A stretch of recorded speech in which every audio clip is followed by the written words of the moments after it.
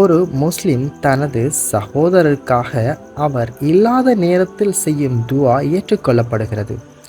அப்போது ஒரு மலக்கு, உனக்கும் அது போன்று கிடைக்கட்டும் என ஆமீன் சொல்கிறார்.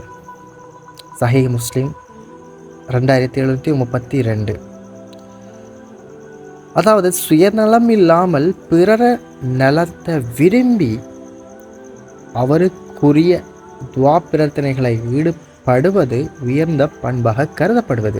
அதாவது நீங்கள் உங்களுடைய சகோதரர்கள், உங்களுடைய தோழர்களுக்கு நீங்கள் கேட்கப்படும் துவா கேட்டுக்கொண்டிருக்கும் மலக்குகள் கூட அது உங்களுக்கு அதை கிடைக்கட்டும் என்று சொல்லி ஆமீன் சொல்வார்களாம். ஸோ நம்மளுக்கு மட்டும் துவா செய்யாமல் நம்மளுடைய சகோதரர்கள், நான் எப்பயுமே துவா கேட்கும்போது என்னுடைய இரத்த சகோதரர்களுக்கென்று மட்டும் கேட்க மாட்டேன். நான் கேட்பேன், யா ரஹ்மானே, முஸ்லிம் சகோதரர்கள் தெரிஞ்சு செஞ்ச பாவம், தெரியாமல் செஞ்ச பாவம், எல்லா பாவத்தையும் மன்னிச்சு அவங்களுடைய கபரை விஷாலமாக்கி சொர்க்கத்தின் பூஞ்சோலையாக ஆக்குவாயாக என்று கேட்பேன்.